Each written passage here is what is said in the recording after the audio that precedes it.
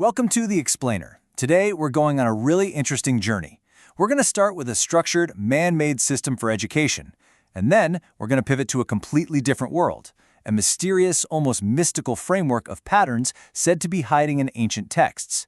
It's really a story about two very different ways we try to find order in our universe. So, here's our roadmap for today. We'll kick things off with a concrete academic theory, and then, bam, we're shifting gears into a world of symbolic equations.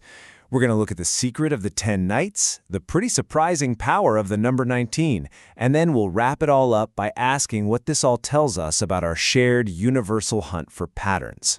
Okay, first up, we're starting in a world we can all pretty much recognize: the structured, evidence-based field of educational theory. We're looking at a framework designed by people, for people, all to make learning better. Now, a framework this powerful doesn't just pop up overnight. It's really built on the shoulders of giants. The whole journey kicks off more than a century ago with John Dewey's big ideas on learning by doing. It keeps evolving through the progressive era. And then in the 60s, it gets this huge boost from brilliant minds like Piaget and Vygotsky and their constructivist theories. And this is where you see its real-world power. Look at these two totally different situations. In a rural primary school in Kenya, just by using local materials, they boosted literacy by 20%. Then you jump over to a high-tech school in Singapore, where digital simulations pushed critical thinking up by 25%. It's the exact same core framework, but it's flexible enough to get results anywhere. And, it's not just a couple of one-off success stories. The hard data backs it all up. Get this, a massive 85% of teachers said they were satisfied with it.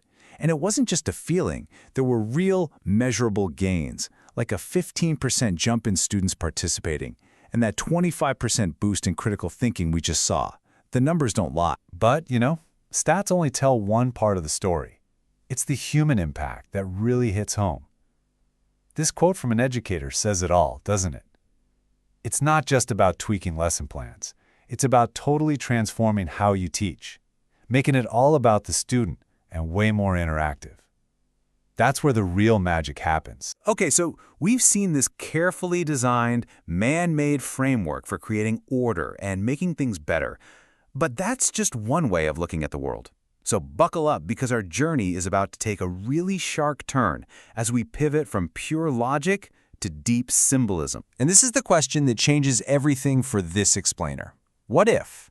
What if the patterns that matter most aren't the ones we create, but the ones that are already there, waiting for us to find them inside, say, a divine text? We're shifting from creating patterns to uncovering them. So, to get what's coming next, we have to understand this core concept from the Quran, at least according to the sources we're looking at.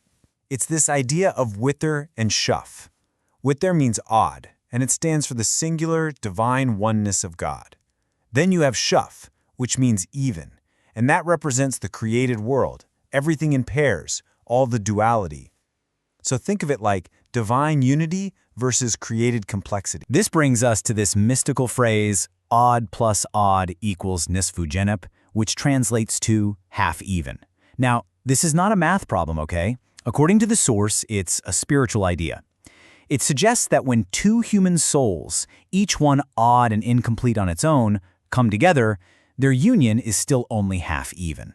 The idea is that for true wholeness, for that perfect balance, you need that divine connection. All right, let's dive into our first example of these supposed hidden patterns. We're going to focus on one single powerful phrase from the Quran's chapter Al-Fash. So the phrase is Walayalin Asyr.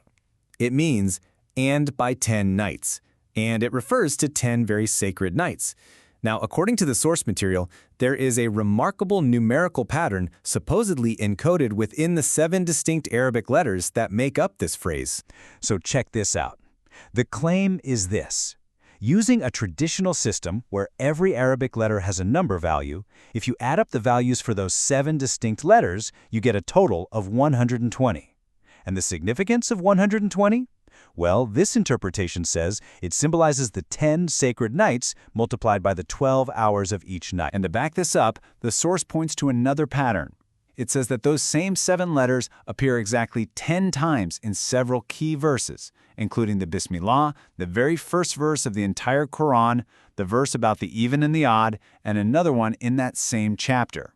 It's presented as this perfect symmetry of 10. Okay, our search for these mystical patterns isn't over yet. This time, we're zooming in on the number 19, which, as you'll see, is presented as another major key to the Quran's entire structure. All right, stay with me on this one, because the source lays out another pretty complex calculation.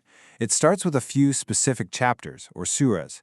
For each one, you add its chapter number to its verse count. Then, you do the same thing for Surah 57, which is the dead center of the Quran's 114 chapters. When you add all of those numbers up, you get a final total, 6,859. And that total, 6859, it's not just some random number.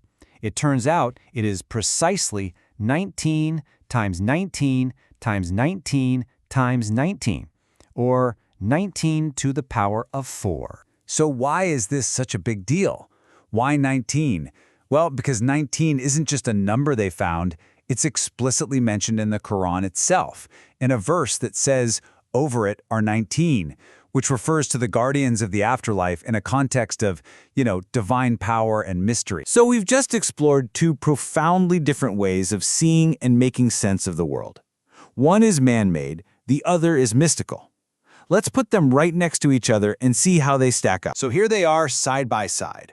On one hand, you have the academic framework. Its goal, to improve our world. Its method, empirical data and case studies. Its evidence, hard stats and interviews.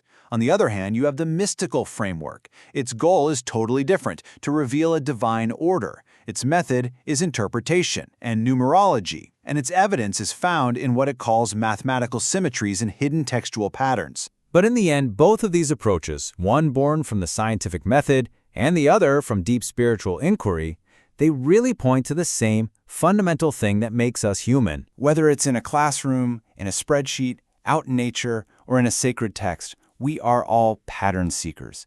It's just what we do. We look for order to find meaning. And that really leaves us with a final question to think about. In all the chaos and complexity of your own life, where do you find your patterns?